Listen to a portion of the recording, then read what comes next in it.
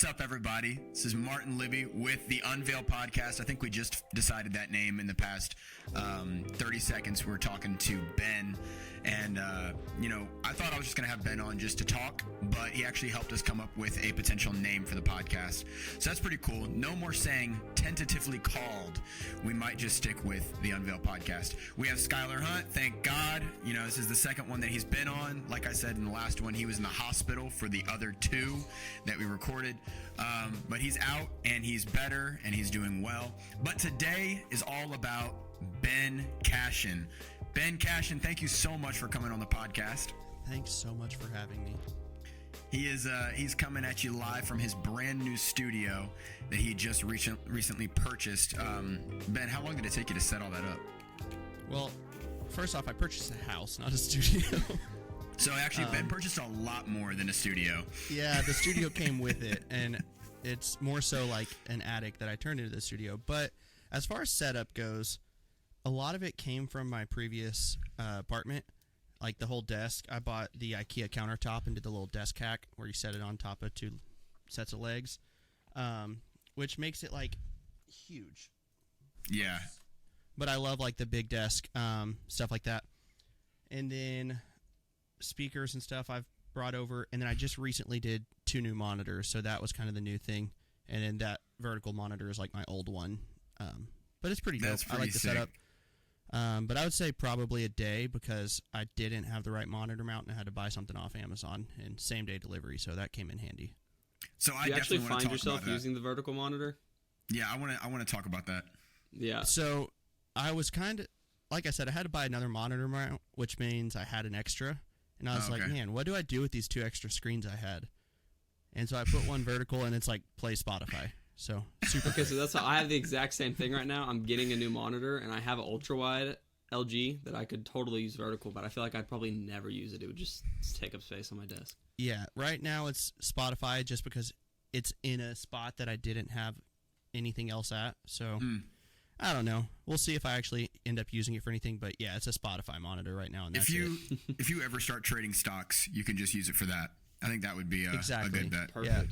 Yeah. When I day trade during my creative hours, that's when I'll have that playing in the left, and I'll work on the other monitors. So for those of you that don't know Ben is like a multi-talented individual. I actually recently found that out whenever I mistakenly said, I thought you just did audio. And I pretty much ruined our friendship for months. I don't think that's what caused the ruin of a friendship. Was that it, Martin? We might be able to talk about that later. But right now, I want Ben to introduce himself, talk about where he's from and kind of what he does. Yeah, so my name is Benjamin Cashen. I currently serve at Christian Life Center in Heath, Ohio. I grew up in Texas, did 4 years at Indiana Bible College. So that's like backstory of who I am. But I serve as kind of communications and media for Christian Life Center in Heath. And I do a lot of things. One of those is audio. I started doing audio at IBC and just kind of fell in love with it and started doing it a lot. Worked with Vito DiGiovanni for a long time. It's almost 7 to 8 years now, which is wild to think about. But I've been working with him. And then when I got to Christian Life Center, I really started pushing stronger into the photo video world. Had to learn how to do graphic design. COVID taught me how to learn to do video, just had to learn how to do stuff, and then found out I really enjoyed it. So recently I've been pushing more of the video aspect and the live broadcast element of it and pushing that a little bit more.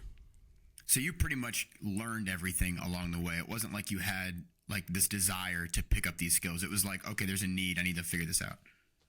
Sort of. I mean, I did photography a little bit growing up. I was the kid who got a camera at like 15 and was like, I'm starting a photo business, and created the separate account, all that cool stuff. We've all been there. Started posting, and then like went to IBC. That kind of fell off. Did sound. So photography kind of took a back seat. And then when I got to the church, they were like, hey, we have a guy who's good at sound. So like, we need you to help us with our content. So I started doing that. And really just, I enjoy it a lot. So it wasn't something that I like just felt the need and was like, all right, I guess I'll learn it. Like I enjoyed doing it. So that helped. Yeah. And then video, I was like experimenting, and then COVID just kind of accelerated that. So then I had to like learn it, and then I just got like a lot more into learning video and doing video, and that's where like 21 we got an actual good camera for the church. I'd been making reels for a couple months already, and just started like, oh, now I have a good camera, like I'll have to use it, and I learned how to use that, and that kind of kicked it off a lot more. Oh wow. So kind of the need, kind of like enjoyment. I think it's interesting because you picked up photography at 15, but if I'm not wrong, you graduated high school at 16, which is insanely young for someone to graduate high school. Were you homeschooled? So I did a year or two of homeschool, but honestly, if my parents are watching this, I'm sorry. I got a terrible education. I went to a small Christian school. It wasn't my church's, so I'll preface that. It wasn't my church's. I won't name it. Okay. I went to a Christian school and didn't do the best curriculum. If anybody knows a curriculum, they probably can guess. But you like work at your own pace, and I was like, I don't want to be here, so I just worked at a very, very fast pace. Graduated at 16, and yeah, that was it. But I'm not gonna lie, it's not the greatest education, but I got out of there at 16. Yeah, and then you moved to IBC at 17, so you were probably like the youngest guy going to IBC, I would assume. Sort of. So I graduated technically what was my sophomore year, and then I took a year and I did community college and worked. Okay. And then I went to IBC. So there was a little bit of, I guess, what you would call a gap year. I mean, I don't call it a gap year since I still should have been a junior. Sure. But I did community college. I did like a semester of community college, worked full time, and then went to IBC. Technically at 17, which means I was still youngest, but there was one or two other people who graduated a year early and also went to IBC. So I wasn't I wasn't fresh out of turning 16 going to IBC. I mean, I was going to say that's got to be an unbelievable shift just in, moving from a new state to somewhere else. And it still was. Yeah, I would assume. And then I guess just kind of staying in the vein of like your childhood, you're also 5 of 9. Yeah, I'm number 5 out of 9 kids. 9 kids, Ben. That's like, so how many boys, how many girls? So 5 boys, 4 girls, but technically if you split it up, there's 2 older girls than me, 2 older boys, 2 younger boys, 2 younger girls. So I'm like crazy. Smack in the middle, like, yeah. Dude, how's that dynamic? That's got to be weird. Pretty crazy. Yeah, there's still 2 that live at the house. Well, 3 actually that live at the house, but 2 that are still in school. They're 15 years old. They were twins. So the last 2 were twins, which is great combo to end out 9 kids with. But yeah, they're twins. They are still at the house. Everyone else kind of is in Texas still. So I'm the only one like who moved out to Ohio. So are you guys all pretty close, or is there some distance there because of the age gaps? I think as far as like just closeness, we're all pretty comfortable with each other. I mean, the age gaps are really 2 years between like every kid almost. Oh. All the way down. I mean, there's 9, so if you add that up, that's almost 18 years in general. Yeah. So the age gap wasn't the big thing. It's been different now that we're all just adults and like doing our own life, but that kind of is what life is about when you get older and you have your own families. But I would say as far as like growing up, yeah, there was closeness there. It wasn't super weird. I know my oldest sister went off to college when the youngest 2 were like a year or 2 old. So I'm sure that like relationship isn't as much. Yeah. But they all still live in Texas, so that's brought back because of the fact that they're close together. And then I live here and I visit when I can. So you're the only one who made it out. I wouldn't say making it to Ohio from Texas is making it out. But that's funny. I love Ohio, but I don't think it's called making it out when you leave Texas. Yeah, I guess some would argue that point. I don't know. I'll have to ask John Shellhart what he thinks. He loves Ohio. Which is weird because he lives in Toledo. Yeah. That's basically Detroit. Yeah, exactly. And I don't think I need to say anything else on that. It's Detroit. No, that's all you gotta say. I'm not a big fan of Toledo. I went up there and visited him, and I was like, dude, this is it. But that's another topic. So you leave Texas, 17, go to IBC. You're young, and you weren't really doing a lot of creative work at that point, aside from maybe photography, correct? A little bit. It's kind of funny. At IBC, I ended up the first year I actually was I was A2 for Vito, during the live recording. But then the second year they needed help with video, and I like thought I knew stuff and was like, we were setting up like Canon Rebels and stuff. Like, yeah, we're gonna help with the video team. So like, I guess I kind of thought I was like a creative at that point, but looking back, I wasn't really doing much. I was more so like just trying to be a part of the hype, and really was still audio ultimately. But yeah, I tried a little bit of video, helped with a little bit of photography, but it wasn't anything like what I'm doing primarily. It was just random stuff. And you got your interest in audio because of a free class with Vito at IBC? It's a funny story, actually. So I didn't do audio growing up. I played bass at church. So I went to IBC not expecting to do audio. I majored in biblical studies with a minor in worship. But at NAYC in 2015 in Oklahoma, my brother, who knew people from IBC through other people or whatever, he was like, yeah, there's this guy named Vito who owns like all this stuff. Talking about, which was wrong because Vito didn't own all the gear, but he did own technically all the backline, like all the instruments. But in like me and my brother's head, we were like, wow, he owns all this. This is wild. Like, oh my goodness. So then I go to IBC, and Brother Anderson was like, hey, for any worship studies majors or minors, if you want, there's a sound class, intro to sound it's a requirement throughout your 4 years, but freshmen can take it, and it's with Vito DiGiovanni. And I was like, that's the guy that had all the stuff at Youth Congress. Yeah. And so I was like, I'll take it. That's cool. And then, yeah, I took the class. They needed a new chorale sound person.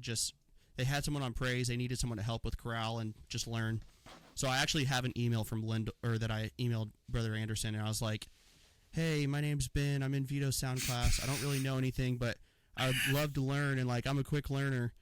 And then he like put me on chorale, and I traveled with chorale for a year, and then traveled with Chosen the next year, and then praise the next 2 years. And so it was wild. It was literally because I took a class that I thought the guy there owned all the stuff at Youth Congress. Yeah. So yeah, that's how I got into audio. And I think that's funny because I feel like I look back at like my own journey of just getting involved in creativity, and it all literally came from like a place of ignorance. Like I didn't know anything, and just kind of accidentally fell into opportunities, and then just had to figure it all out. Like, okay, I guess I'm just going to learn this. Can you do that? Yeah, totally. Yeah, 100%. That's exactly what I did. I just said yes. I got asked to do a wedding, and I had never touched a camera before in my life, and I said yes. Yeah, absolutely. I mean, it's the best way to learn. That's literally. I'll do it. Not a problem. Gotta start somewhere. I'm going to hop on Google and figure it out. Watch a bunch of YouTube videos over the course of the next 6 months. So, I mean, did you have kind of a circle of creativity then, of people that like did this work, or were you just kind of like lone wolfing it? I mean, honestly, if you kind of look back, are you talking about like before IBC or during IBC? So, I think before IBC was probably sparse. I would probably say during sparse. IBC. Yeah. Yeah, so during IBC, I would say this kind of stuff, not a ton. I mean, Braxton was there who was kind of pushing it, but really if you look at like media and stuff, it wasn't really anything back in 2015, 2016. It was like very low. Near the end of my IBC, like people started getting into it, and then you have people like Chase who were starting to do stuff in Ohio, and like you're seeing a little bit, and like obviously churches that aren't UPC are starting to like get into it, and we kind of came behind them. Yeah. But it wasn't like a big creativity thing. I was full-fledged audio primarily throughout IBC. Like, yeah, it was audio day and night, basically. I mean, the creativity, though, when it comes to music and production, like, I was learning how to use Ableton and learning how to record and learning how to do studio stuff and live recording stuff.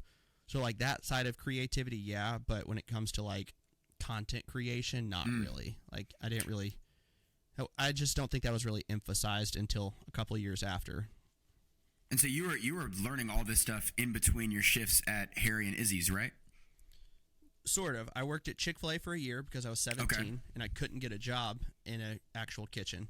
I'd gotten a job in a kitchen when I was in Texas at 16, but that's because I happened to put in an application and the guy knew my dad. And he's like, oh, yeah, your dad trained me when I worked in a kitchen. He's like, we'll hire you. So that randomly worked out. But when I went to Indiana at 17, they're like, dude, we can't hire you. Like, insurance companies won't let us hire you at 17. They're like, go work somewhere, come back next year. So, like, I went and worked at Chick-fil-A for a year, and then worked at Harry and Izzy's for the last 3 years. And if all else failed, would you throw it all away and be a chef if it all came down to it? Throw it all away, but I still miss working in a kitchen a lot. Like a nice kitchen. I mean, I don't That's crazy. I don't miss Chick-fil-A, but I do miss working in like a nice kitchen. Harry and Izzy's was great. Good people, good food, like fun experience. I mean, it was, if I had wanted to, I probably could have stayed there and worked my way up, but it just wasn't in the cards. I think it's so fascinating that like there's just so little you know about somebody from like the surface of just what they do when you see them. And so like obviously like from my perspective, like I knew you as somebody who did audio, and I would see you at events, you know, with Vito, I'd see you with Mark, I'd see you doing, you know, different, sitting behind a board. That was really where I saw you. And then, you know, I'm seeing you with a camera and I'm like, okay, does he do audio, but he like enjoys to like work with cameras? And then next thing I know, we're at FBC and you're doing live stream. And I'm like, I guess this is just what he does. Like he just does all the stuff. So kind of like what does that transition look like for you? Focusing on audio at IBC, that becoming a thing, which I don't think is a very saturated market within our movement, especially. It's not. Yeah, and I don't know about in general. I just know within our movement, I know it's not very saturated. Whereas photo, video, feels like everybody and their mom does photo, video. But what does that transition look like for you, shifting out of audio, moving into the more production side of stuff? Yeah, I mean, so first off, like you said, if you see me at events, I haven't really shifted out of audio because that's usually where I end up when it comes to these events. Mm-hmm. And that is because the market's pretty saturated. Like, there's already guys who are crushing it at all these events. For example, y'all are at every event I'm at where I'm doing audio, y'all are over doing video. So it's like, it is very saturated, but it's because, like, dude, the skill level's crazy. Like, sure. And so I'm good at audio, and I'll live at audio. I want to be there. I just want to be a part. But when it comes to being at home and being at my church, like, and being in Ohio even, like, the market's not saturated here. My church isn't full of creatives. We do have an older guy who's great at sound, so, like, there's no need for me to be running sound every week when we have someone who has that ability. So I'm like, all right, what else? What skill sets do I have, or what skill sets can I strengthen that aren't saturated at my church? And right now it's photo, video. Live production is one where we wanted to vamp up our live production, so I started helping direct, I started helping shoot, and then I found out I really enjoyed that. And so I've started doing live production and, like, producing and directing my own live productions as needed. And, like, I don't know, it kind of developed, like you said, over need, but, like, the need is kind of what got me into it as far as, like, started doing it. And then it was really like I found out, oh, I really enjoy this, and that's what kind of fueled it. Do you feel like you're as passionate about those as you are about sound, or is it kind of just no matter what you do, sound is like the number one for you? Honestly, sound isn't as primary for me now. I still love it. I still enjoy doing it, and it all circles back to, like, being around people. Like, I just we actually just recorded some demos for Mark's project, and, like, I was doing sound for that, and I enjoyed the room I was in, the people I was with. So it's like, yeah, I enjoy sound. I enjoy doing this. I enjoy the process. But at the same time, if I was to do video or photo, it's same room, same people. So I kind of just enjoy being around creative people, being around the people who, like, think very similarly, because I know we all have, like, dealt with people where it's like you hang out with them and you don't, like, get a spark of creativity, but then you hang out with other people and you're like, dude, let's go, like, make a movie. And it's like, all right, yeah, sure. And, like, if I'm in that room, I'll do sound or photo or video. I don't really care. Like, I just enjoy the creative process. And sometimes that is sound, but sometimes that photo, sometimes it's video, sometimes it's design. I think that, so we had a similar conversation. We were talking with Ryan about just kind of his he's doing everything. The guy does it all. And I believe I asked, and I'll ask you this: if there is a desire to just be able to focus on one thing, would you do that? Or because, you know, you have already dove into all these different areas, does it feel like you can't really pull away just to focus on one thing? Or is there even a desire just to focus on one thing? Because I know I personally struggle with that sometimes. Of like, I just really wish I could just do the one thing that I'm really good at, and then that's it. Yeah, and I get that. I would say I would be okay with that if I knew the need was filled. Like, if I stepped away to focus on one thing and I left and I watched our photo team, like, crumble. And I'm not saying that I'm the only reason our photo team is good. We have a lot of great photographers at my church. We have a lot of great videographers. I know if I stepped away and they were, like, if they stepped up, it would be just fine. But, like, for me, it's one of those things of, like, I don't want to step back from something and see a quality dip when I know that I could help. Yeah. And so for me, it's not about, like, I want to strengthen this one thing. It's like I can help in all these areas because I've made myself multi-skilled and able to do these things, so I can help each area. Now, if I stuck to one, I've always told myself, like, man, if I really just focus on one thing, I'd probably be, like, insane at whatever that one thing is. But my church doesn't need one crazy good videographer. My church needs me to be able to fill multiple roles. Yep. And so that's kind of what I do. And even when it comes to events, like, if I was just a really good videographer, I wouldn't be at these events because they have a lot of really good videographers. And so it's like and that again brings back to, like, I just want to be in the room with the creatives, with the people who, like, all have the same desire. And if I have to do video, if I have to do audio, like, I'll do what I can. Like, it's just enjoyable to be around people like that. So I don't know if there's really a desire to just do one. Maybe someday, but I also really like seeing how everything's interconnected. So that kind of makes it a hard thing too. Like, I like being able to look at a church service or a concert or a production and be able to see, like, how everything connects. Yeah. And so that's always been, like, a cool aspect of it for me, is, like, I can see how photo and video work together, and then how video and audio work together. And just watching all that happen is, I think, one of the more enjoyable aspects of knowing all the areas. I think it'd be super hard. Go ahead, Skyler. I think it'd be super hard to even, like, pull back and focus on one thing. Once you've, like, gone into a creative field, you look at that field differently. You look at it from an observant point, like, okay, if you know everything about photo and video, anytime you see anything photo and video, you're going to analyze it. You're going to do the same thing if you know anything about graphics. If you know anything about sound, you're going to listen and you're going to analyze their sound. So I feel like once you've gone into a creative field, there's no turning back. That's always going to be, like, a part of your creative path, and your circle is being a part of that. Even if you focus more on one thing, there's no pulling back. Yeah, exactly. There's no way. You just can't.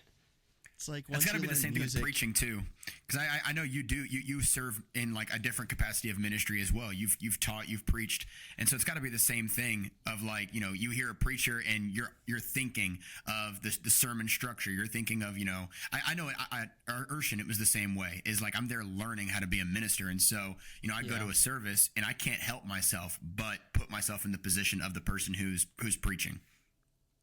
Yeah, exactly. It's like, once you learn something, you can't unlearn it. It's like being a preacher, being a musician, and you hear them do something, and you're like, you're worshiping, and then you're like, whoa, that was cool, or, oh, whoa, what did they just do there? So it's like, you almost, like, to step back, you would almost have to, like, force yourself to, like, turn off that side of your mind, which I've gotten better at doing for a service, but doing that, like, long term would be, I think, so hard to do. It would definitely be tough. Like, if I show up at an event, I'm usually doing photo or video, but I am analyzing every single graphic there, because that's, like, my primary thing at home is graphic design every day. I'm gonna deeply analyze every single graphic. I feel like there's no way to pull back. You see it with preachers all the time. Like I was saying, I feel like every preacher was a musician at one point in their life. And every preacher here in Arkansas was 100% a musician at one point in their life. So they always look at things from a musician point, and then they grab a microphone and start singing as soon as they take the pulpit every single time. So it's just, I don't know. A little Aaron Bounds action. Yeah. So, Bro, Ben, no one does it like him, though. For those that don't know, and you know, you can get as nerdy as you'd like to, but for those that don't know what it even means when you say you do audio, can you just kind of, like, give us a brief explanation of what that would look like if you show up to a conference, or if you show up to a recording like you were just doing with Mark Crowder? What is your job? Yeah, so primarily my job is sit by Vito and make sure nothing bad happens. No, his bodyguard. Sort of. So basically, I've done multiple assets of it. I've been a front of house engineer, where I'm actually mixing the show or event, where I'm standing at the console mixing. I have done monitor engineer, where I mix the in-ears for the band or the vocals. I primarily, though, the joke about Vito, primarily my role is I run as Vito's A2, which is audio engineer assistant, which means I really do sit by Vito. I will cue him when their solo's coming up. I'll build a whole cue list of what the song looks like, what the service looks like. I'll usually have comms on with the rest of the production team, so I'm listening to whether it be the producer, the camera operator, or stage hand. So I'm kind of Vito's communication. If someone has an issue and they walk up, they talk to me rather than talking to Vito while he mixes. I'm letting Vito know, hey, there's a guitar solo coming up, so he's not having to like think about his mix, think about what's coming up in the song, think about who's taking the next mic, what mic needs to be turned up next, when the preacher's coming up. I'm like relaying that to him as he needs that information as concisely as possible, so it's not distracting for him, which that does take some time. Sure. I've learned how to communicate with him, but that took a lot of time of like, you tell him like right as it happens and you're like, yeah, I definitely missed that. Like I should have told him like 2 seconds earlier, or I'll tell him like, hey, this next bridge, and it's like the beginning of the chorus. And I'm like, all right, never mind. Yeah, that's tough. All right, this bridge, this is the one. But like primarily it's when someone walks up and says, hey, our broadcast room isn't getting audio and Vito's mixing the event. I'm the one that's going to run and find out why broadcast. So that's pretty much my primarily role. If you see me when I was at Congress, General Conference, a lot of those different events, I'm just basically taking care of things before they have to get to Vito. Before they escalate to Vito, I'm trying to solve them before they get there. I'm also just trying to figure out everything before it makes it to him so that he can focus strictly on mixing in that situation.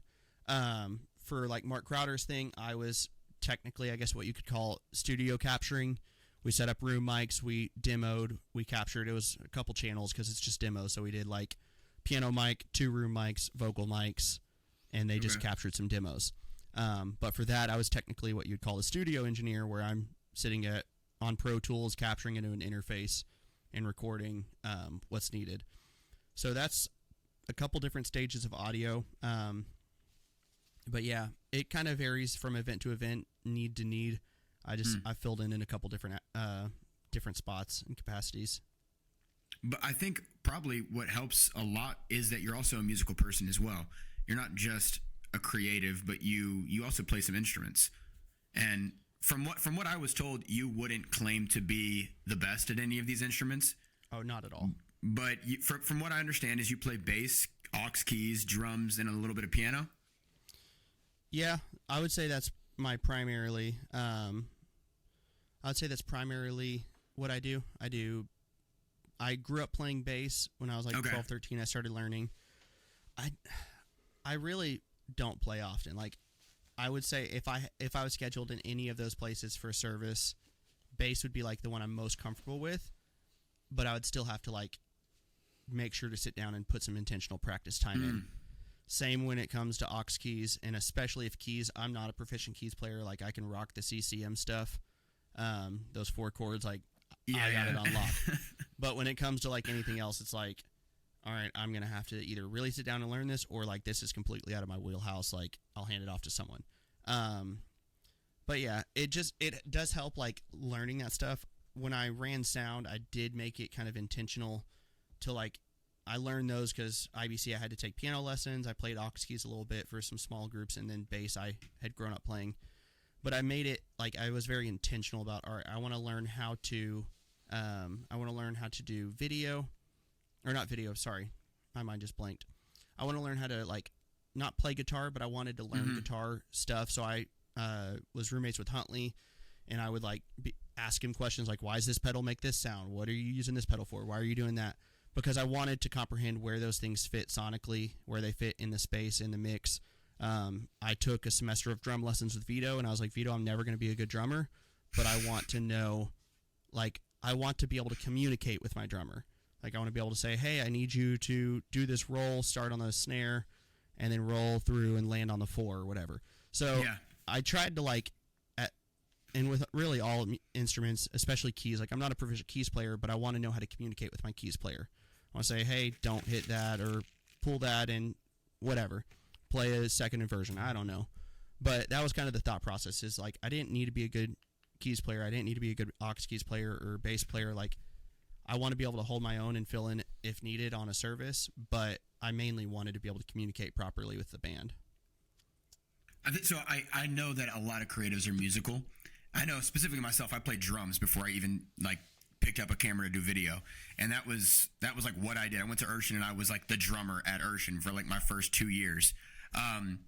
And I know it really helps to have a background in music, especially whenever you're doing stuff like a conference or whenever you're editing a video. And, I've watched plenty of videos where they don't know to edit on beat. They don't know that like sound is important. They don't know that audio drives, a feeling in a video. And so I do think that it has a huge impact on just being a creative in general, is having a little bit of a musical background, at least being able to hear and know, how to clap on beat, or maybe just how to bob your head on beat. I think it helps a lot. Dude, cutting on beat is like the biggest pet peeve as like a director. It's like, dude, just chop it on beat. Yeah, but also I don't know what you how said, it's impossible. Like when you see people who you can tell they don't have a musical background and they're posting like music reels from their church. Oh yeah, yeah. Did you listen to this audio? Like, did you actually pay attention to what you posted, or did you just like, hey, this is a chorus and I got a good video of it, so here it goes?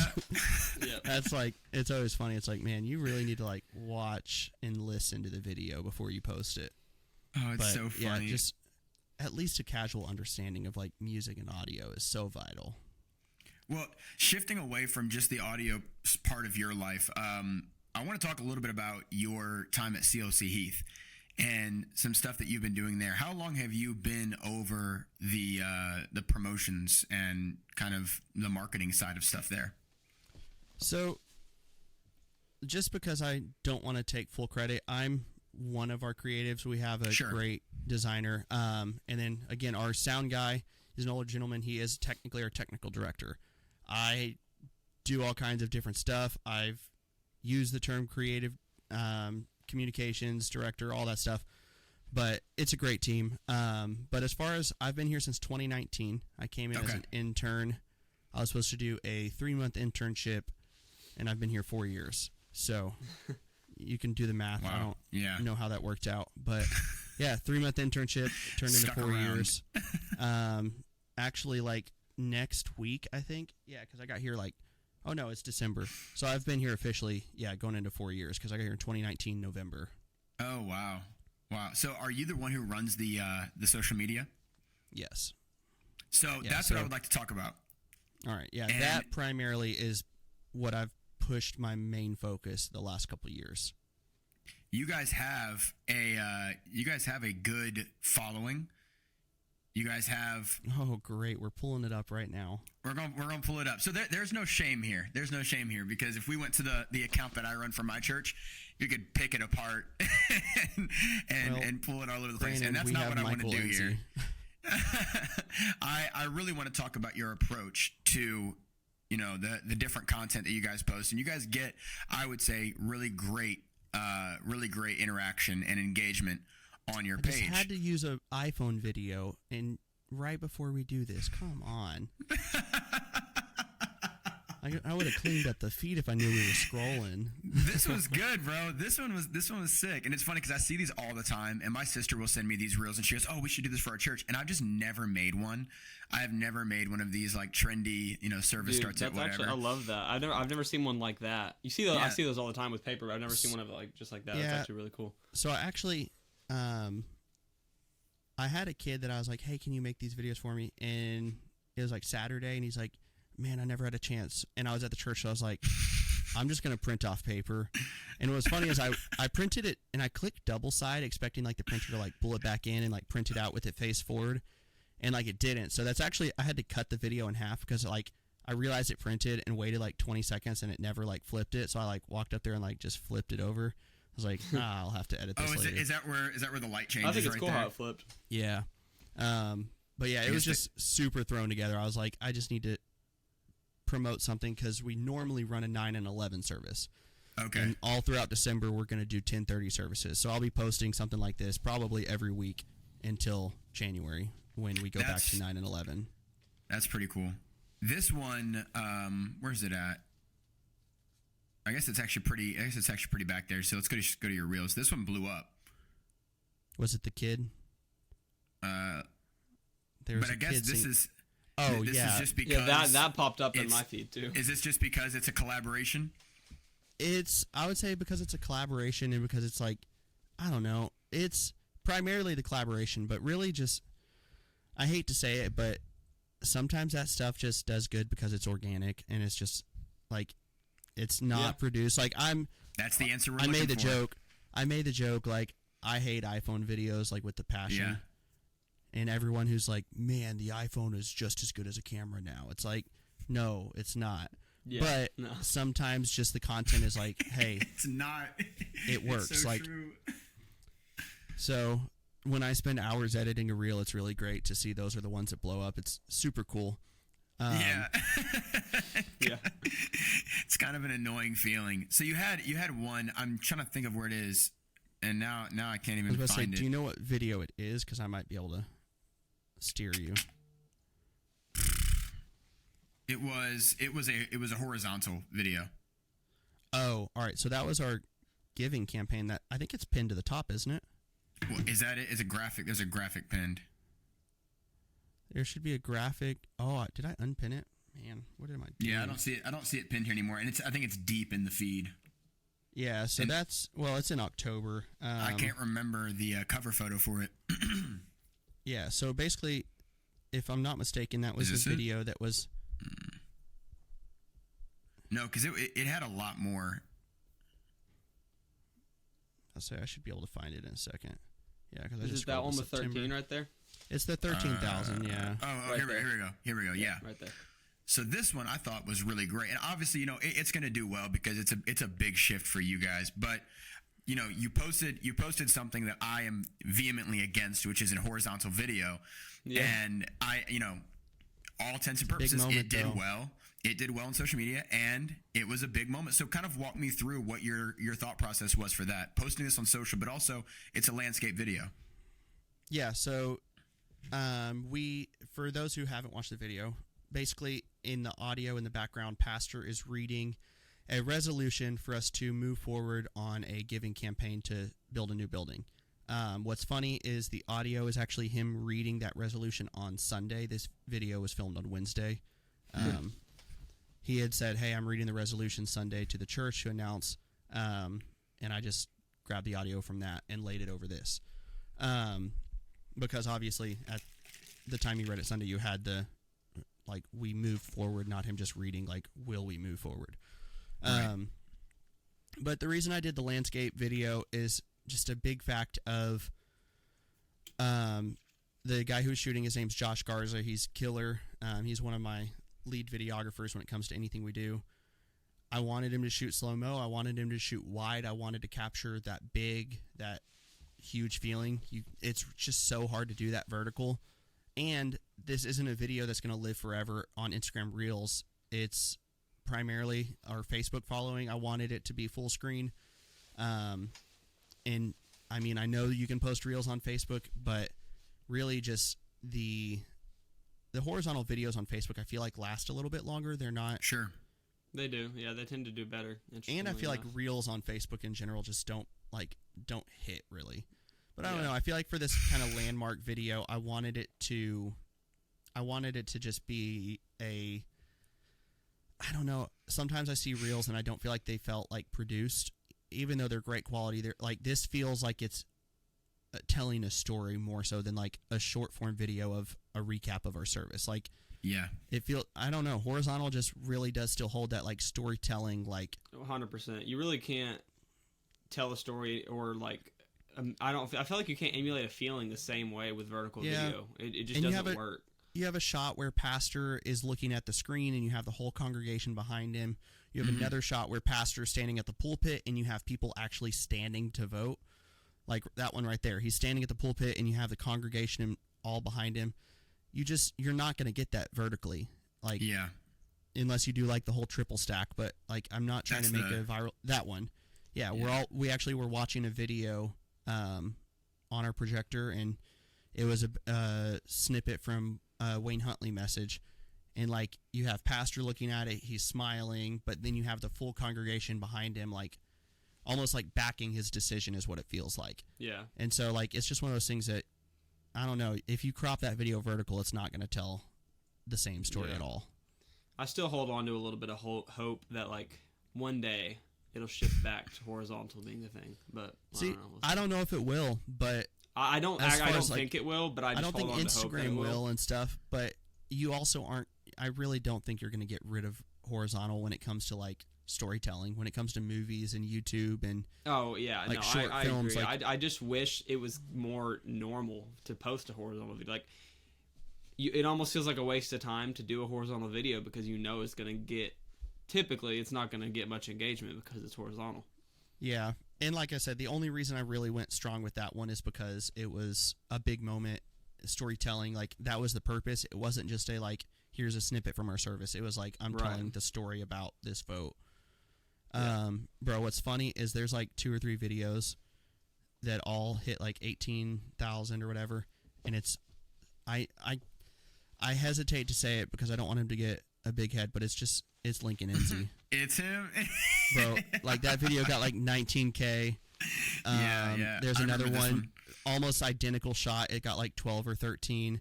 And like all the videos around it are performing at like 5. And I'm like, what in the world? You think it's just a multitude of female audience getting on here? I hope Don't not. give him a big head. Don't give him a big head. check the analytics. Our analytics are about 60-40 on more female. But I will say, if you like, I actually scrolled through our page about a month ago and like screenshotted a couple videos that all did very similar in range compared to the surrounding. 31,000. Dude, that one, oh my goodness. My wife is like, it's all because that girl. And I'm like, I know it's because the kid, like, I get it. Yeah, but bro, that one's at like 31K. It's the best video on our feed. And I'm like, I threw that together in like 15 minutes. And I'm like, man, why is it always the ones that I feel like I didn't put enough effort into that are like, it never fails. It's always the case. The shining light of our social media. And I'm like, I could have color graded that a little bit better if I would have known this was going to get 30,000 views. Sure. So that was like, we had that video at NAYC that got like over 2 million views, and it was just, I stacked horizontal videos. It was like the last reel you did of the night, and you spent like 10 minutes on it. We just needed a reel, and it was like, okay, like we got to post something. And I'm like, why don't I do the horizontal stack? And I did it, and it just like 2 million views. And I was like, oh my God, are you serious? Crazy. So I don't know if you can see these, but I did go through our social. Here, let me turn up my brightness to see. I did like go through our social, and like any video that has like that like cowboy shot, like mid thigh up, was like outperforming everything else. So I will say that's something I started like telling our videographers. I was like, dude, just start giving me that shot, like thigh up, like keep them tight in frame. And so for most of our reels, that's what we're shooting for now, because I don't know, I think it ultimately just leads back to a better like connection with the viewer, having that person bigger on the screen. But yeah. I will say that's one thing. Those 2 Lincoln videos were both shot like that, and then a couple other videos that had done well were both shot like that. So you're running testing without really running testing. You're just kind of going through and seeing what performs best, and then honing in your creative flow based upon that. Kind of. I'm not like the super analytical, like, guys, I dug into our analytics and this video did great. Sure. This one, like, but I was like, man, this video of Lincoln did really good. This video did really good. I was like, and so I just like scrolled through and I was like, oh yeah, all the videos that are like this shot, this framing have done great. So I was like, let's just start doing more of that. It's not like per like actually testing. It's just like, hey, that did good. Let's just keep doing that. So I think that's super interesting. I find that stuff really interesting. If I was living by that, I'd be like, hey, let's just have our kids choir sing every Sunday. But ultimately, some of the videos are just blowing up because of it's a kid, and then some are actually analytically doing good, and I think it's primarily because of the framing. So that's kind of the thought process on it. I think that's kind of interesting. Skylar, do you have any, like, I mean, I know you do social media out. Is there anything that you've noticed kind of just popping off the way that you do it? Honestly, the only things that I see consistency in is things being fast-paced tend to do better. But that's really hard to like. You can't control that when it comes to like capturing something. You might have something fast paced happen in a service, and you can do that. Faster songs and stuff. But you have no like choice in replicating that. Like you just have to like if it happens in that service, it does. Other than that, framing like Ben says, anything far off, I feel like you just don't like. Usually, wide angle stuff that's not close up, mainly on like preaching clips or like one shot worship clips. When like someone's just scrolling through and it's like not like a face right there, right where they can see it, it doesn't like grab their eye and they just keep on scrolling. So I feel like it's those two things that I see the most. But again, you can only you can control framing. That's just like Ben's saying. That's the number one thing I feel like you can look at when you're looking to make something perform well. But fast paced, you can just hope that there's something there. But if there is a fast paced moment in your service, I think it's a really good thing to capture because they almost always do better than the slower stuff. Yeah. Well, Ben, you brought up a good point, actually. I think it's really interesting to look at. And also, I think speaks a lot to this video specifically is just the raw iPhone clip or GoPro or something that's not over-edited. Yeah, I don't even know why that... I think that one honestly blew up because of the audio, dude. I used his actual audio, and I lined it up with when I was shooting. So, like, that audio is blowing up because he had just dropped it, and I just had my iPhone mounted on, like, on a phone mount on my hot shoe, and I recorded that whole song. So everywhere I shot that song is actually recorded, and the audio was blowing up. I think that's the only reason that one really blew up, because what's funny is I did, like, the same thing with 10 times better photos, like, the next week, and it got, like, further up. That one was just wild how much dynamic range my camera had. I was kind of shocked.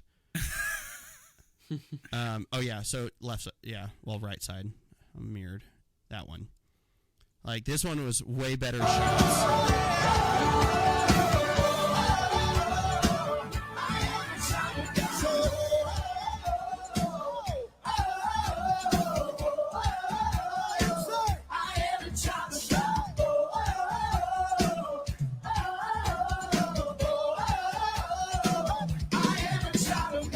Okay, 10 times better shots. Yeah. I actually like the first one better, but I'm a sucker for light refractions. Yeah, the prism was a cool touch, and I feel like that might have gained a little bit of interaction. Cooler with a prism or a refraction. But like in my opinion, those shots are like way cleaner. They're less grainy. Right. They like the fog. And then like haze. That got, I don't know, what was it, like 12,000 views or 15? And I was like, well, that's I don't even know if it got that. 5,000, yeah. And I'm like, this one got 17. Which one was that? I don't even know. That's my sister. Shout out. That's because I collaborated with Vito on that one, I think. These are the secrets, guys. These are the secrets. And it was shareable too. Like, that's the other aspect. Like, that video can be shared by everyone at IBC almost, but primarily everyone on Praise is singing Draylen's song. Like, it can be shared in all those different elements because it connects with multiple. Whereas the video of me shooting at Draylen's concert can be shared by like the 3 musicians I took pictures of. Dude, I feel like that's the number one key. Again, in a service, super hard to do, is making something that people can just click add to story. That does more than anything, but it's not just hard. Your church. That's what I'm saying. Like, outside of your church, just creating something that people want to put on their story. Like, that's such a tough thing to do. Yeah, it's got to be something that everyone can be like, man, I love that video. Like, I want to share it, because that's what it's all about. Like, if it's not shareable, I started a series and I was like, man, I'm going to record a bunch of videos, and I recorded like 3 and never posted them except for like 1. And also that one's out of focus, so that's super cool, as that being the one that did good. I love it. Yeah, I was going to launch this whole like social media content creation like game plan, and then I just got so busy, and I was like, dude, every if time people actually think see, cool. I love those. I've had 1 or 2 do good, but those don't do as good. Got Chad Vegas commenting, bro. I was so hype. I was like, man, my life is done. Like, I'm great. I can be happy now. But those videos are really cool. I'm gonna be dropping a lot more of those at the end of the year, because those are super cool. Like, I like that vibe, but it's not the vibiest of like looks. So I'm actually shooting Indiana HYC. It's informative. And you have Travis Rigney running lights and Vito running sound. So I'll be planning to do more of those. That one was cool. That was really just showcasing like. That's got to be Brother Robinette. It is, yeah. Capturing the moment was a big thing. Like, that was one of those, like, I'm trying to showcase to people that don't understand what I'm doing with my business. And this is like, hey, look, we capture the moment exactly as needed. That gimbal is just, bro. Gimbal cams are so underrated. And dude, in what live does that broadcast. have on it? Is that a 2470 or is that anything deeper? No, it's a 16 to 35 is what I gave him. Oh, okay. So, I mean, I think you recently posted it about doing the 70 to 200 on the gimbal and getting the compressed shot. Like, that's so sick. Bro, that was hard. Such a hard rig to run. Oh, my goodness. It takes some talent to run a 70 to 200 on a gimbal. Yeah, I was running, for NYC, I actually ran the gimbal. So those other shots, I was producing or directing, whatever you want to call it. But for NYC, I was running the gimbal cam. And I did a C70, and then I had a 15 to 35 and a 70 to 200. And I was running digital IS on the camera and the IS on the lens. Mm-hmm. But, bro, that 70 to 200 was still so tough. To, like, keep your subject centered and not have, like, drift left and right as you were going was just, it was near impossible. Like, if you even watch the video. Tough. Well, and when you're moving, keeping them centered, moving with at 200 millimeters it's wildly hard. Yeah. Also, I did not think I was going to like that pit, but shooting in that pit got some sick shots. Yeah. Like, I'm usually not a fan of, like, that upward look, but, I mean, I could get the gimbal high enough. Like, I was going, like, both hands lifted over the head, but it got it high enough that the gimbal, like, that pit gave a pretty cool shot. That's funny. Oh, yeah, this was a pretty cool trip as well. You just went to Australia. Yeah. So how was that? It was a busy 3 to 4 days. I mean, we went. You guys crammed a lot. We recorded about 20 promos with 4 or 5 different people, a couple different locations. We did some sightseeing. We recorded some like B-roll of Australia, and then the primary goal was doing full analytics, like dive into what their system's capable of for the recording in May. Which you'll be at, so that'll be fun. Yeah, so guys, Ben and I are going to be in Australia coming up here pretty soon, and we're actually going to be teaching a class on how to build a creative team. Which means I'm going to be learning how to build a creative team. We both need to go to our church and build a creative team, and that way we can have something to teach. I'm like, all right, I got 4 months. It's kind of funny, and this is one of the things I really wanted to talk to you about. You go to a church that people would consider to be, in the grand scheme of things, percentage-wise, a larger church. You have more people than maybe the average church, but. And this is let's dispel the theory that every large church has a mass amount of volunteers and so many people that are extremely talented to do all the different jobs. Because I find more often than not that just because you have a larger church doesn't also mean you have 30 people that can take all of the load off of everybody else. I find myself at a church that's larger doing more things because I just have a deep bag of tricks or whatever. So Ben, this is not disparaging towards any church either. It's just dispelling kind of the theory. But would you say that would be a similar thing with what you're experiencing? Just kind of in your experience? I would say so we have created a good, like, not we as in me, but our church has created a good culture of like youth wanting to be used. Yeah. So we do have a lot of youth that are like, I want to do everything. And they try to get scheduled for every little thing that's possible. They'll do coffee shop, they'll do camera, they'll do photo, they'll do welcome center, everything else. But the other 80% of the church is like a different story. It's like trying to let people know that like, hey, we like want you involved, but also we need you involved. Like, yeah, because the church runs because of everyone there. I would say like the creative team itself has a decent amount of volunteers that want to be used on Sundays. We don't have a decent amount of volunteers that want to do anything else throughout the week. So when it comes to like hey, we have a thing called I Love My City where we do a meal for the homeless every second Thursday of the month. So we do like 3 or 4 locations, and it's like, all right, I need 4 photographers to go out and shoot this event. And it's like digging to find 4 people that can go shoot. Whereas on a Sunday, I have like 20 kids who are like, I want to shoot photos. Like, it's like, can anybody edit them after service? And it's like, no one's there. And so it's like, I would say like, we have good volunteers, but I don't think people realize that there's always a need for more volunteers, because as the church gets bigger, the need gets bigger.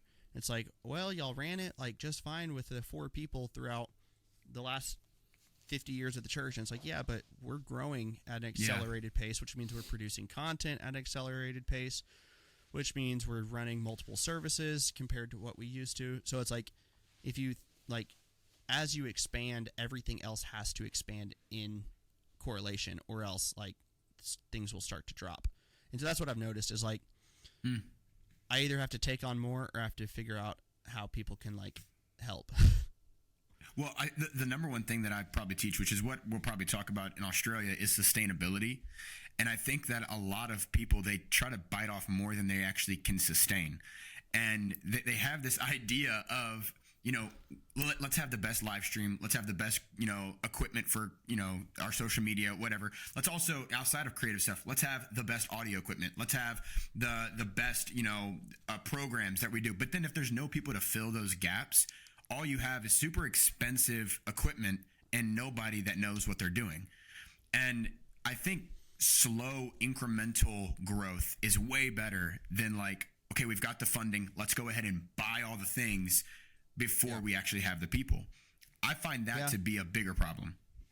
We did that actually when I first moved here. We got they did it right before I got here, I think, or like when I got here. It was just kind of, I showed up and they were doing it already. But they got a broadcast console to like mix broadcasts from. It was like, this is super cool. But then like you have a good front of house mix, but you only have one good sound guy. So the broadcast mix is then like terrible, or that guy does broadcast and then your front of house mix is bad. It's like, it's great that you could do 2, but it wasn't sustainable. And we probably kept it like 3 or 4 months and just scrapped it, because it's like, dude, we're going to get a better mix taking the front of house mix, run it through a mastering chain and then output that than we would having 2 people mixing when there's only one skilled sound tech in the building. Or I was having to do it and our other sound tech was having to do it, which means neither of us got breaks and I wasn't able to be used in any other capacity because I'm running sound. So it's hard when you try to like grow and you don't like prepare for sustainability. And I've had to learn that, because when I first started shooting videos and stuff, I was like, man, I'll do a recap every week. And then 4 weeks in, I'm like, oh my gosh, like, not happening. What else do I do? And like, no way. And that was like back when recaps were like, you had 2 minutes long, and you were like doing B-roll on top of preaching, and you had to dig through the whole sermon, and now it's like I can cut up 10 reels out of one service and be like, boom, I got 10 pieces of content. Dude, and it takes less time. It takes less time than your one recap. We're finally getting away, dude. Our Arkansas stuff. So I always volunteer. I always take care of our like camps and HYCs and stuff. It's been a requirement. We had to have a service recap for every single service, all the way up until like our camps this year. And we just now finally decided we can finally stop doing them this year. I'm so glad. I hate them. They're just so much work. It takes countless hours. All the B-roll as well as they used to either. No, you go look at the analytics and they drop off after 15 seconds. That people are done watching video, them. Dude.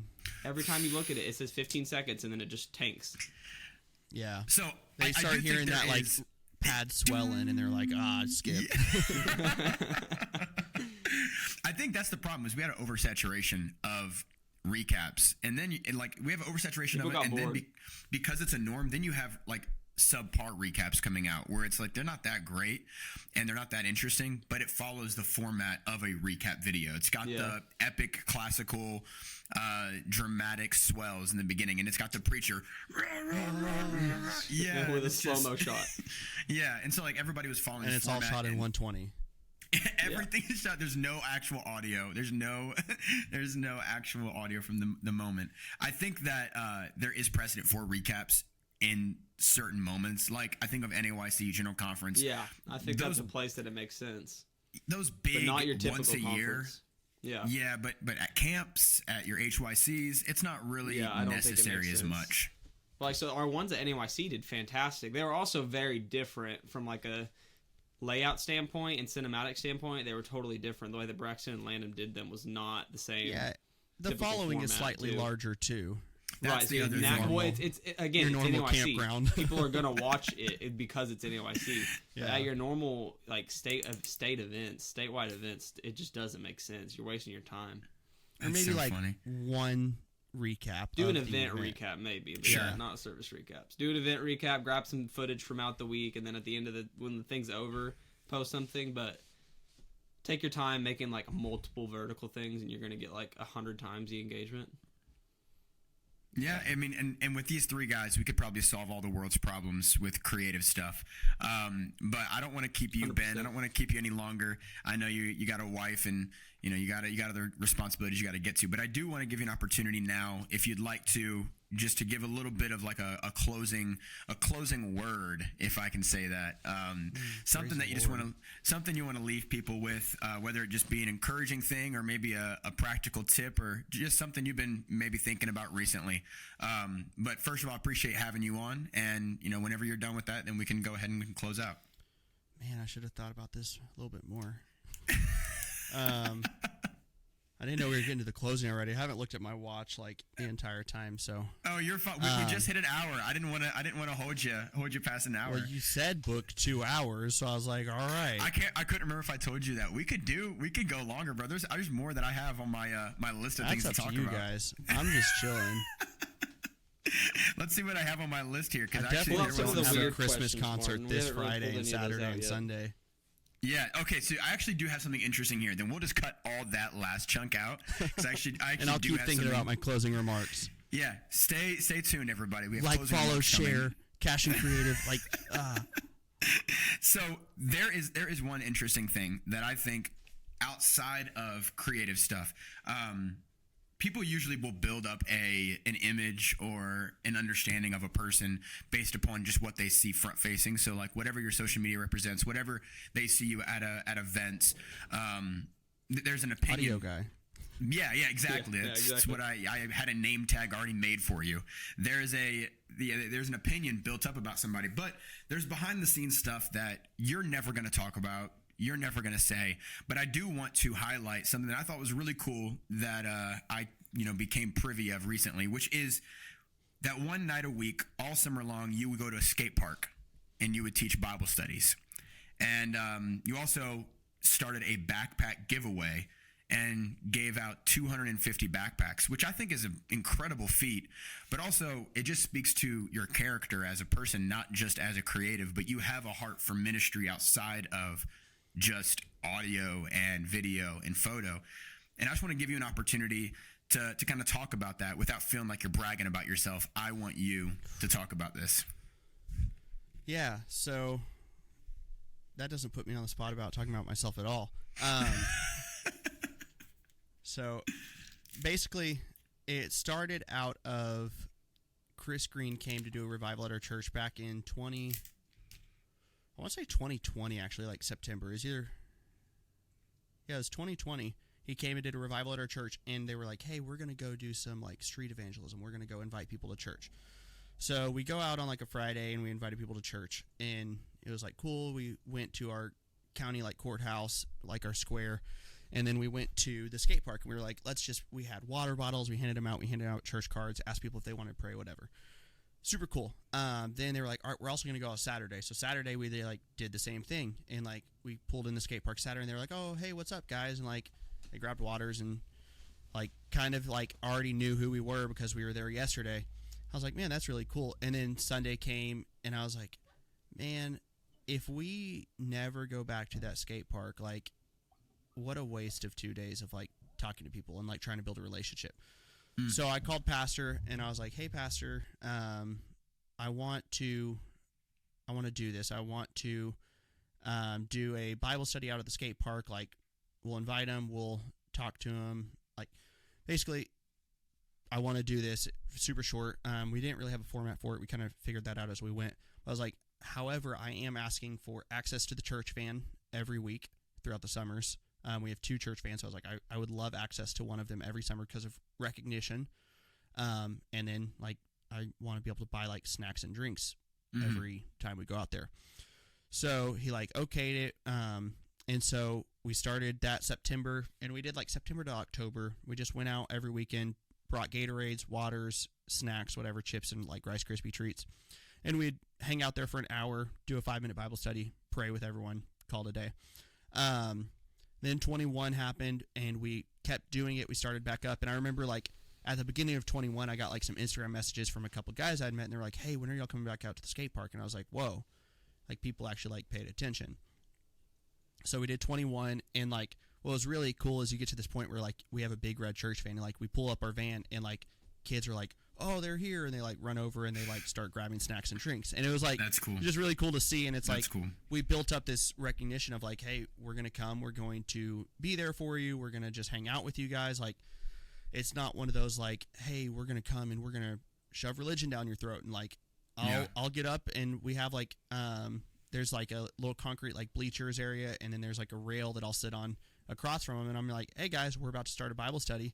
If anybody wants to listen, you're good. If you don't want to listen, that's fine. Like I'm just gonna do a Bible study right here. We'll have some youth kids there, we'll have some people, and it's been really cool. Like from that, we did start that backpack giveaway. The first year we did 100 backpacks, and I was like, that is so many backpacks, and like we promoted it. I loaded them in the car, and I was like, I didn't know how to like build a cheap backpack when it came to that. And so like every backpack was like $20, which means we spent like $2 or $3 grand in backpacks. Oh my goodness. Yeah. And I'm like, man, if we come back and we have like 70 backpacks left over, pastor's going to kill me. Yeah. And so like we get there, and we get there, and like I was like, yeah, event starts at 6. We get there at like 4 o'clock to start setting up, and people start lining up, and I was like, oh, like, all right. And so like 5 o'clock comes, there's like, bro, by like 5:45 we were supposed to open the line in like 15 minutes. There was like over 100 people lined up, and I was like, we called pastor because he was out of town, and we were like, hey, Pastor Enzi, we don't have enough backpacks. Like we printed some IOU cards like just in case, and we're like, can we hand these out? And he's like, yeah, sure. And I was like, how many can we hand out? He's like, do 30. And then, like, we start giving away backpacks, and, like, they disappear in, like, minutes. And so we called Pastor Enzi back. We were like, hey, you know how you said, like, 30 IOU cards? Like, can we give out more? And he's like, yeah, just hand them out. So we ended up handing out 70 IOU cards. Every person that grabbed one, except for, I think, 5 people, came to our church throughout the week and grabbed a bag. So they then visited our church property to get a bag. Then the next year, we did 250 back in 22. And then this year we actually did 350, and we did it over 3 locations. So this year we did 250 at the skate park, 200 at the skate park, 100 at the at another location about 10 minutes away, and then we ended up giving 50 to our daughter work church that's about 30 minutes away, and they did a little party down at their city square area. And so we ended up we had 350, we ended up giving out like 320. But that's been like a super cool connection with our church and recognition, like just people getting to know our church. The Bible study is really cool. This year I tried to let a lot more youth like lead the Bible study to try to give them chances to kind of step out of their comfort zone and talk in a way that you don't get that opportunity much. I mean, you're at a skate park, and sometimes they're playing their own music, sometimes they don't care, sometimes there's 3 people sitting there and they're all from the church, but man, there's been a couple times, and like I go, hey, we're gonna start a Bible study, and like I start talking, and I turn around and no one's on the park, and there's like 20 people sitting in front of me, and I'm like, this is the most insane moment, like that's ever. Gotta feel good. That's gotta feel so good. And they're all like listening to what I'm talking about, giving a 4-minute Bible study. And then there's other times where God's like corrected me, and there was one time we went, and it was me and my wife. No youth kids were there, maybe one, and I was like, man, I don't really know if we're going to do a Bible study today. It's kind of just chill. There was like 3 people at the park. And so since I bragged on myself, I'll tell this story because this one really got me. I was like, I don't think we're going to do one today. I'm just like, I don't really have anything prepared. And I was like, I don't know. I'm just not feeling it. There's like 3 people in the park, and we're just talking to the people. And this one kid's up there, and he's hanging out. And then, like, I was talking to this kid. He's like, oh, what are y'all out here doing? I'm like, yeah, we come out, like, every week throughout the summers. We do a Bible study, like, usually, like, 4 or 5 minute Bible study. I was like, I don't know if we're doing one today. There's this kid sitting off to the side. He's like, dude, that's why I'm here. He's like, when are you doing the Bible study? I'm like, I'm an idiot. And so, like, man. I was like, yeah. I was like, you want a Bible study? Great. I said, let's do a Bible study. And there was, like, one verse that I had in my head, and I was like, all right, I'm going with this. And I was like, I think I have something in my notes. So I, like, scroll on my phone real quick, find it. I'm like, all right, we're going with this. And I gave, like, a 2-minute Bible study off of this one verse. And I was like, all right, does anyone want to, like, we're going to pray, close and pray. So we, like, close and pray. And this one kid rolls up, and he's like, man. And it's another kid. There was 3 kids, and, like, each of the 3 people, there's, like, this 20-year-old dude who I was telling about, like, yeah, we come out here every week. And then this, like, 15-year-old kid, like, rolls up to me. He's like, yeah, man, isn't it so weird that God, like, cares about us? And I was like, I'm so dumb. Like, that's pretty humbling. Why did I think that I was going to come out here and just hang out with these kids and not, like, do the Bible study that I'm supposed to do every week? And so, like, I got back in the car. I was like, all right, whatever. Like, I'm an idiot. But, yeah, it was one of those moments of, like, people are listening, people are watching, and you never know who, like, is actually paying attention. And that's something there that's been, like, really crazy is, like, I'll do a Bible study sometime, and there's people in a group talking, and, like, 5 people in our youth that are actually hanging out with us and listening. And then someone from that group will walk over and be like, man, it's so cool what you're doing out here. It's so cool to see people out here. You wouldn't expect it. And it's like, dude, I didn't think you were paying attention, or I didn't think you were even cared, or I thought you might have been annoyed that we were out here doing a Bible study. Yeah. And so that's been, like, a really interesting aspect of it is, like, you never really know who's paying attention or listening to what you're doing. And it's been such a cool, like, way to meet people in our community.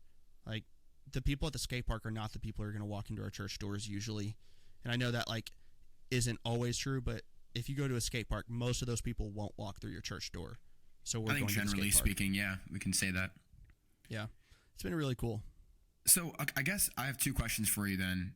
One question is I actually just want you to just, I guess, give your advice on this. But the first question is, as you're mostly involved in creative space, and I had a conversation with, I think it was Nathan Rippey about this on one of our other episodes, but maintaining a relationship with God to an extent that is like, I'll just say this. I feel like when you're involved in something other than like a preaching or a singing or a front-facing ministry, that there is probably the stereotype that we might not have a relationship with God like the other people might, and we might be the ones who sit in the back. We might be the ones who leave church early, and I feel I can't stand that stereotype. First of all, I feel like that it shouldn't exist, but I'm encouraged to hear that you're doing stuff outside of, you know, what your talents are. You're doing stuff outside of what, you know, the doors that God's opened for you in creative spaces. You're teaching Bible studies, and you're doing it consistently and intentionally. And so just kind of like your thought process on that, maybe your approach to that, just your own personal relationship with God. What does that look like for you? And I guess also just talk about how important that is for you. Yeah. I will say it's something I've had to learn, and I'm still learning because, I mean, y'all both know, and I'm sure a lot of people listening that are going to listen to this podcast know, like, when you work at a church and you spend your every waking hour basically editing a church service and listening to preaching, like, it can become where you're in a service and you're not paying attention. Yeah. Or you're like thinking, oh man, that would make a great reel. Like, whoa. Like, and not like, oh wow, I should actually apply that to my life. And so, like, it's something I'm still learning of, like, all right, I still got to figure out, like, to be super consistent with my daily devotions. Like, I'm trying Bible plans and trying to find out what works, but just being consistent with that. Also learning how to, I think the big thing, and this is both a perception from people who aren't creatives and for creatives to learn, is learn how to utilize your skill, your ability, all of that in worship. Mm-hmm. I know even, like, we've seen the photo of you going around because it gets posted on the GC where you're holding up the camera praying, but, like, that moment of, like, taking time while you're shooting, taking time to be involved in the service. But at the same time, like, I've seen both of y'all work, and when I work, like, you're going to get better content if you're involved in the service. Yeah. If you're worshiping, if you're paying attention to the preacher, if you're plugged into what's happening, your content, all of that will do better. And if you use that and you allow God to really guide you in your shots and what you're doing in the service, like, you're going to do better ultimately. And I mean, I got it a lot from Chase. We talked about it a lot when I was first starting, but like, he'll get his 20 shots and then set down his camera and just go be in service. And it's like, if you can really focus on like making sure that you're a part of the service, like making sure that you're plugged in, making sure that even if you're holding a camera, even if you're running sound, even if like that is your worship, that is what your offering is to God in that moment, but you're also finding time to absorb as well. It kind of, I guess that's not like a great like concise answer, but really just finding a way to serve and worship as well in what you're doing, and then learning how to balance your personal time of learning and growing as well. And how important is that to you specifically, that personal time outside of service times? Because, I mean, I can even relate to the feeling of burnout that you get even just from church, and how important it is to stay plugged in personally, to have that personal walk, that you don't rely on a Sunday morning or a Wednesday night or whenever your midweek is to feel God, but you feel him all the time. And so whenever you are in a service, that, you know, it doesn't become desensitized. So what would be your approach to that? So the best way I can put it is the couple times that, like, over the last 4 years where I've gone to pastor, I'm like, man, pastor, I'm starting to get burnt out, or I'm dealing, like, this is running into, like, this is just tough or whatever. He always, like, hits me with the, like, man, well, how's your personal devotion life going? And I'm like, oh, thanks. Yeah, that was it. Doesn't exist. Thanks, pastor. Let me like, yeah, I've been working on Easter prep for the last month and haven't thought to, like, actually think about what I'm working on and what that means. And so it's like, I have ebb and flow where I sometimes do really good, sometimes I struggle, and I mean, I know we all get busy and that's not an excuse, but I also realize that when I'm struggling with, like, what I'm doing with my job or with people or with leading or with talking to people, or like when I'm in those moments or when I'm burning out, it's because my personal devotion is lacking.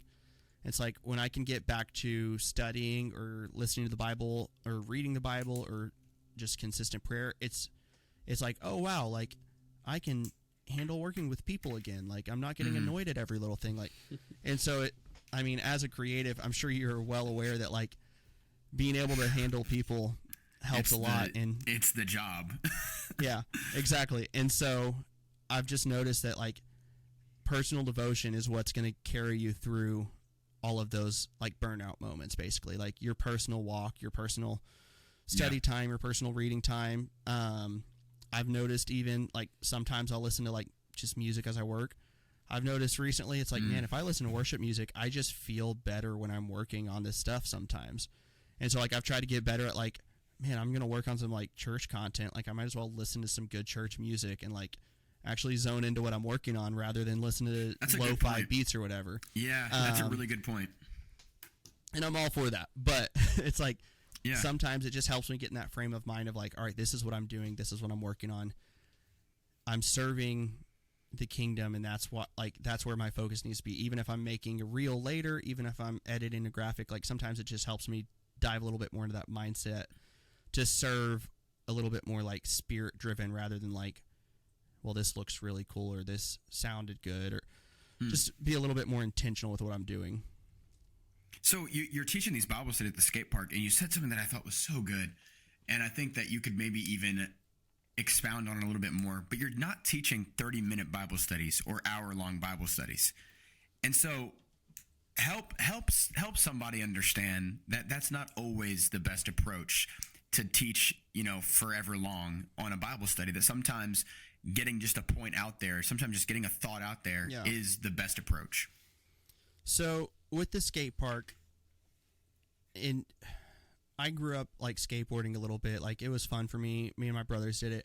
And I know that there's a really fine balance of, like, you're either going to be, like, people don't care or people get really annoyed at your presence there.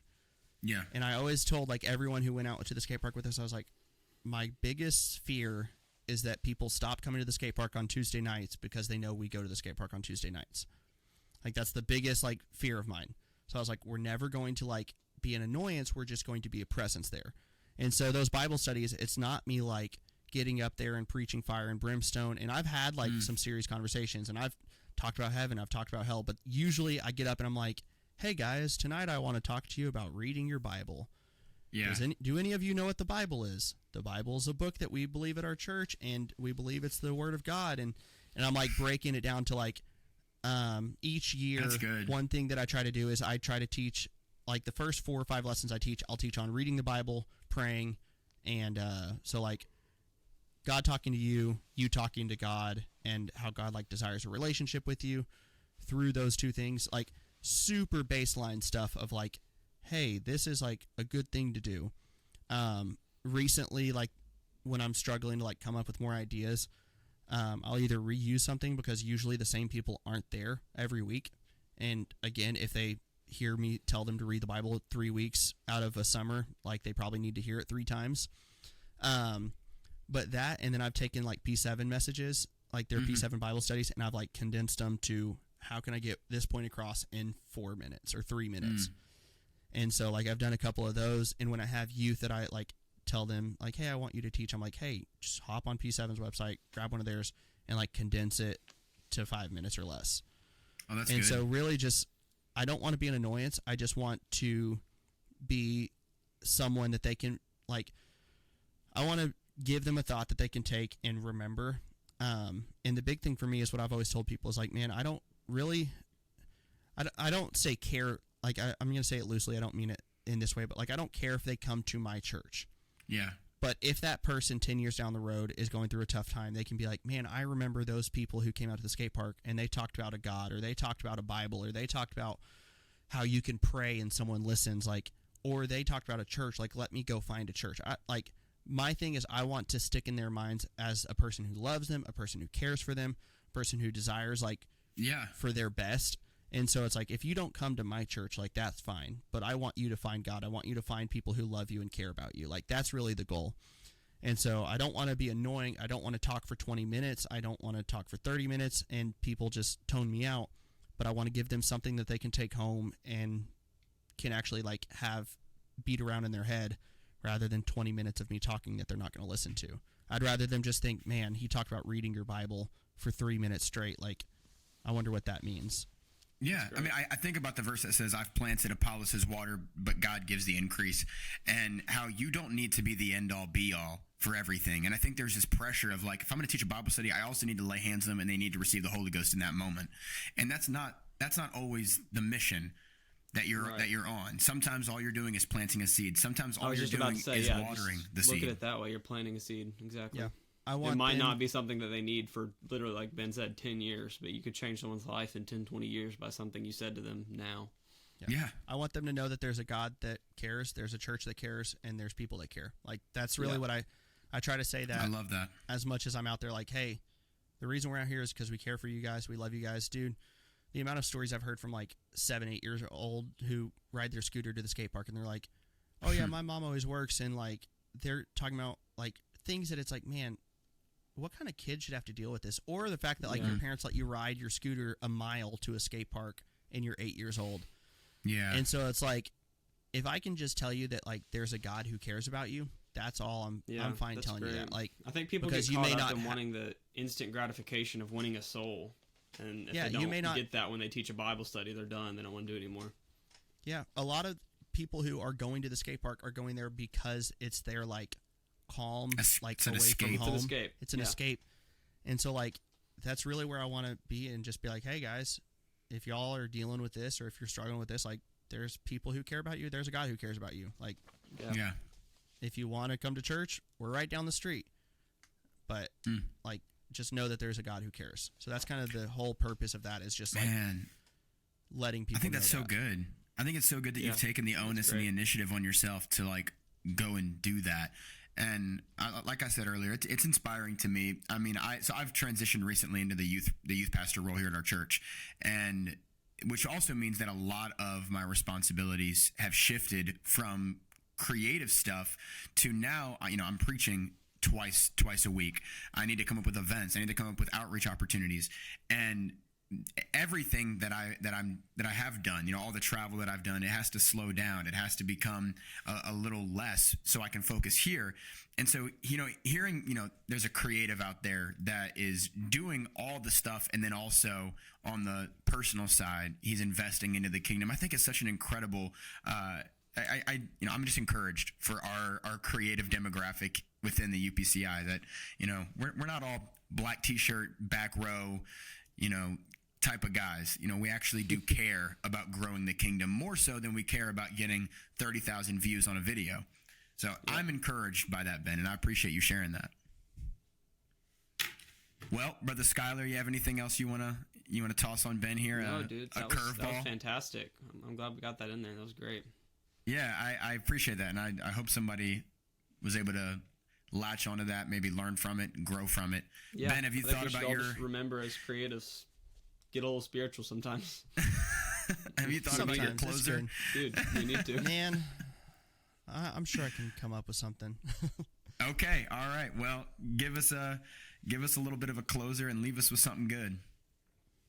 All right. Well, first off, thank y'all both for letting me be here. But for everyone listening, for everyone who's dealing with being a creative, the good and the bad, the positive, the not positive aspects, if I could recommend one or two things, I would say study more, and not like the technical aspect. Learn how to be a leader, learn how to deal with people, learn how to deal with yourself, learn how to take care of yourself, and build some disciplines in yourself. That's something I'm still working on, is like calendar, rhythm, like emotional IQ, and like learning how to focus on like being the best that I can be and being the best leader I can be, because that's going to take me way further than being a photographer or videographer. But yeah, always strive for growth, and yeah, just in the words, the biggest thing for me is what Vito taught in his class, and that's just never stop growing and never stop learning. So I'll end on that quote from the Vito Di Giovanni: never stop learning. Not a bad quote to end on. And thank you guys so much for joining us. We're sitting at an hour and a half almost, and so I'm really happy that we've actually pushed through, and I didn't end it early, and I was trying to give Ben some space to just get out of here. I didn't know if he was needing to go, and I'm really glad. I just have a Christmas concert to do this weekend, so nothing crazy. I'm glad that we stuck around for that. Shout out to Ben, guys. Go follow him on all of his socials. Ben, do you have a YouTube channel or anything else aside from Instagram? Man, my YouTube's not in a spot that I'm going to shout it out, but you can Don't follow me on Instagram YouTube. and Facebook. It's got like 2 YouTube shorts on it, and that's about it. We'll tag his stuff whenever this all releases. We'll tag his stuff in the bio or the description. But guys, thank you so much for listening, and thank you for joining us. Ben, thank you for joining us here on the podcast and for helping us come up with a name for the podcast. And we'll catch you guys next time.